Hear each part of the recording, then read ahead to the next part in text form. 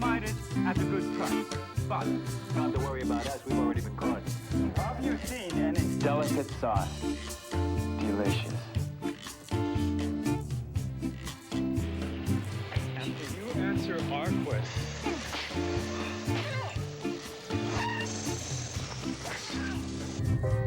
Golden Valley, the only microwave. Do you know? Confucius say nuggets of wisdom are never as tasty as these.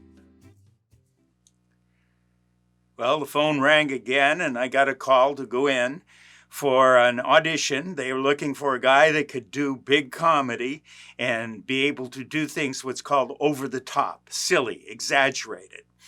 And it was for a media company. So I went in, and it was a nice, quiet little place, and there was a chair in the middle of the room, and I sat in the chair, and I was given the direction to make it big, right? Silly farce of me driving a truck and going crazy, okay? Down in San Francisco, there's a street that wiggles like this. It's a very famous street. And it's like I'm driving down that street, screaming and yelling at everybody, and I'm nuts. I'm totally nuts.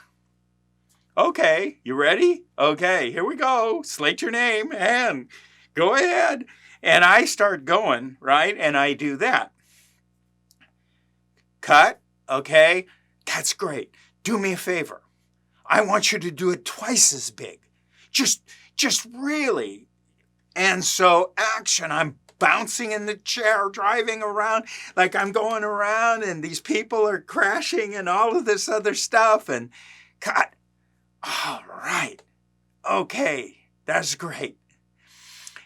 The director was a very good director. He actually years ago made famous this pizza chain called Round Table Pizza. He used to make these humorous commercials and stuff. So he was known for the humor.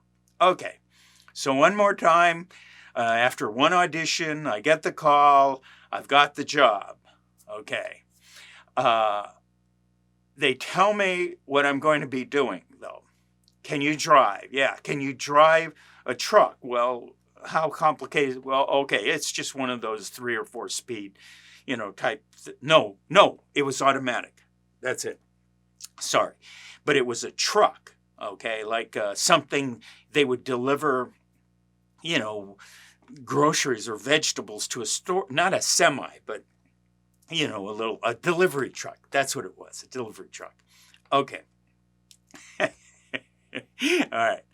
And what I'm told is I am going to be a crazy driver driving down that street, blowing people off the road, screaming, yelling, going nuts. And I'm like this crazy Asian driver. Okay. All right, fine. We're doing a comedy. It's silly. Okay. And stuff like that. Well, yeah, fine. Now, I need to explain something here.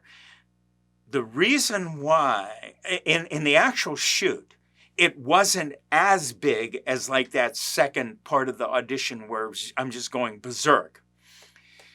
That was too big. But many times in an audition, again, I'm trying not to make these into teaching, okay?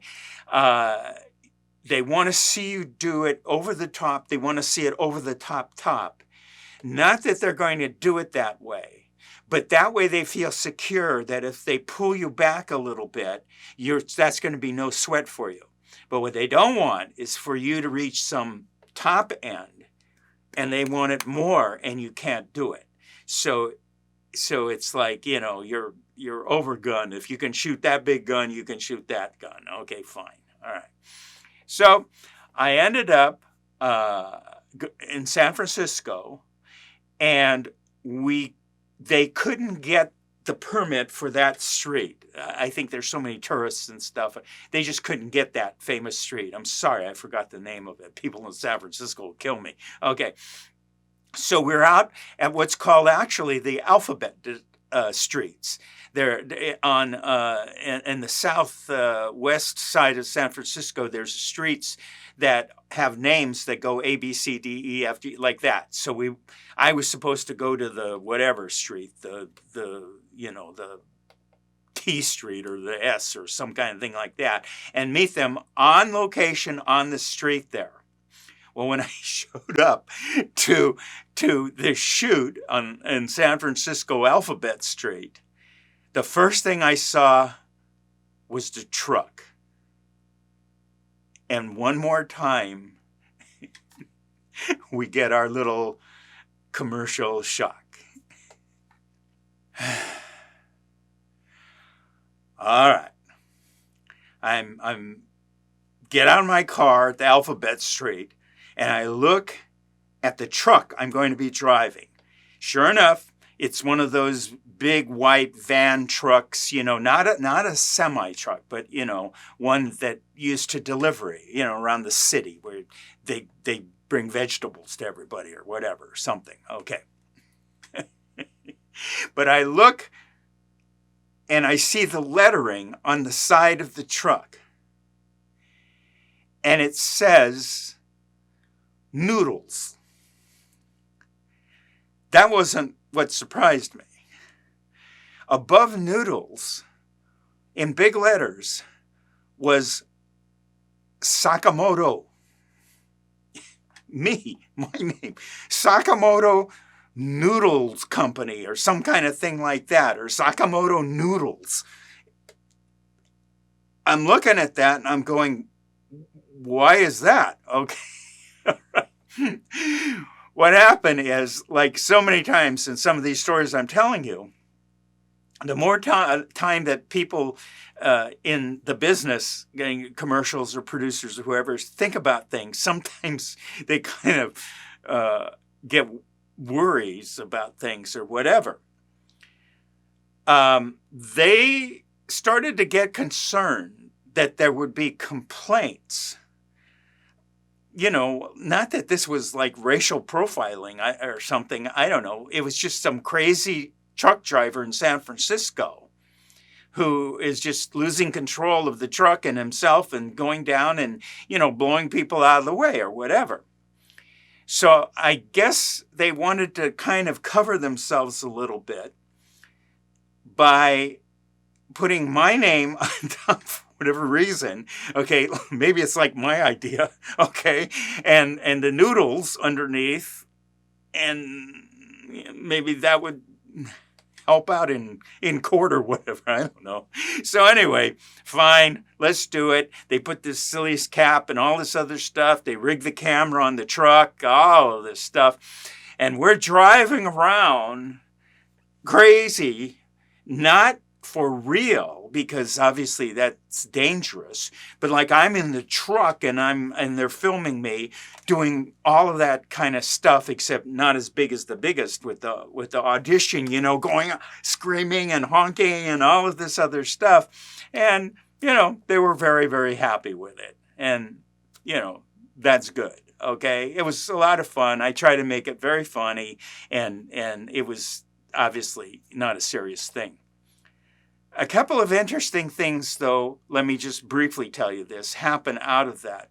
The director, like I told you, was very well known, had his own company, and he told me at the end of the shoot, you know what, I might be going on with this new product to do a whole series on this new product. And I'd be interested in talking to you if I end up doing this about being the spokesperson for the entire product. It was a food product, okay? It had to do with tofu and yogurt, okay? And so he said, it's not for sure, but, if I get that, I definitely want you coming in and we'll discuss this. And I thought, that's great. So many times, work begets work. Because a few weeks after this shoot, there was another commercial. And this doesn't always happen, but I'm just bringing this up. A few weeks after this shoot, there was another commercial that I went up for. And I was told that the director and producers or whatever had some headshots, some pictures or whatever on a desk, and they were discussing which choice to make. And one of them was my picture. And the makeup lady, the wonderful makeup lady, right? Thank you, who was on this wild shoot, happened to just be passing by in pre-production. They're prepping to shoot this other commercial. She saw my picture and she goes, "Oh, I just worked with him. Man, he's a live one." And I got that commercial, the second one. Maybe not because totally of what she did, but it certainly helped if they were looking at the three pictures. You know, maybe they were on the fence. So work begets work. And that is and was the end of the Sakamoto Noodle Company.